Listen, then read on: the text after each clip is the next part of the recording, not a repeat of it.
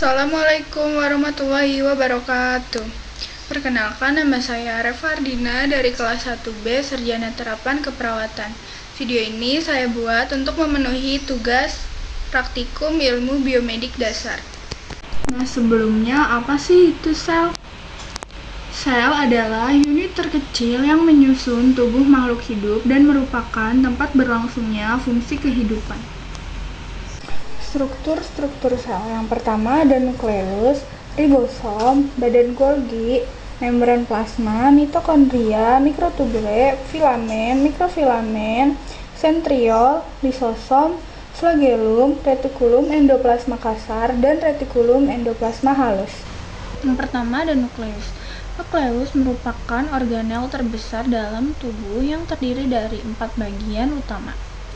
Fungsi utama nukleus adalah sebagai pusat komando yang menyimpan materi genetik dan mengontrol pertumbuhan dan reproduksi sel.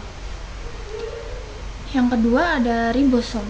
Ribosom adalah organel sel yang berukuran sangat kecil dan padat yang berada dalam sebuah sel. Fungsi ribosom sendiri adalah sebagai salah satu tempat untuk melakukan sintesis protein atau pembentukan protein. Yang ketiga ada badan Golgi. Badan Golgi adalah organel sel yang berfungsi untuk memproses dan mengemas protein dan lipid, terutama protein yang akan dikeluarkan dari sel. Yang keempat ada membran plasma. Membran plasma atau membran sel adalah susunan berlapis dengan pola beraturan yang terdiri dari protein dan lipid. Keberadaan membran sel ini berfungsi untuk mengatur masuknya bahan-bahan ke dalam sel dan keluarnya zat-zat dari dalam sel. Yang kelima itu ada mitokondria. Mitokondria merupakan bagian integral dari fungsi seluler normal karena mereka bertanggung jawab untuk produksi energi dan eukariota termasuk sintesis fosfolipid dan hemat. Yang kelima ada mitokondria.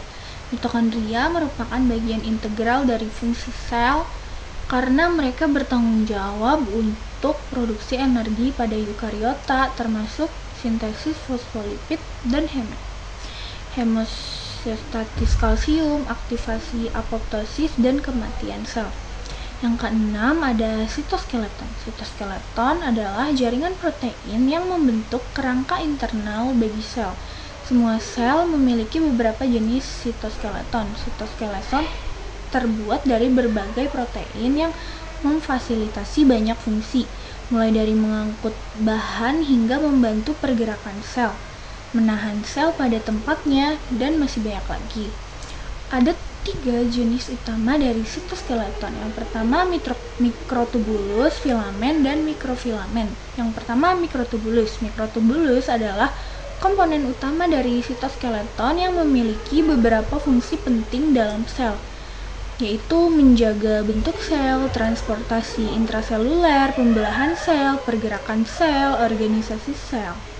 Yang kedua ada filamen. Filamen yaitu fungsinya menjaga kestabilan struktur, dukungan bagi organisasi sel, tahanan terhadap stres mekanik.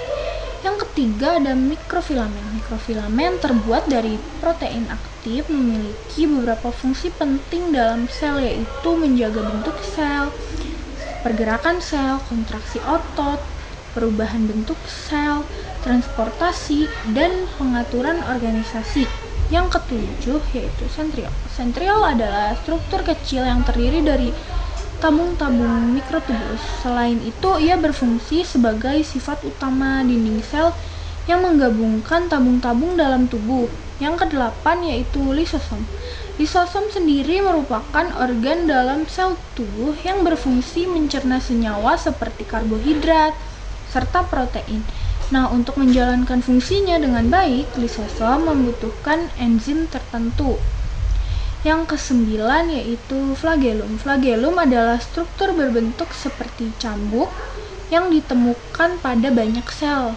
Flagellum memiliki beberapa fungsi utama, yaitu pergerakan, penggerak bakteri, dan fungsi sensor.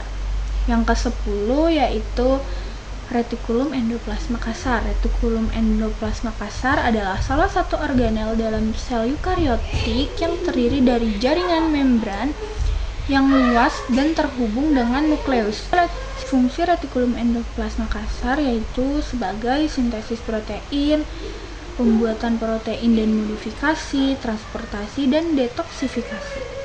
Yang ke-11 yaitu retikulum endoplasma halus. Retikulum endoplasma halus adalah organel seluler yang berbentuk jaringan membran yang membentang di seluruh sel tanpa dilapisi ribosom di permukaannya, sehingga tampil halus di bawah mikroskop.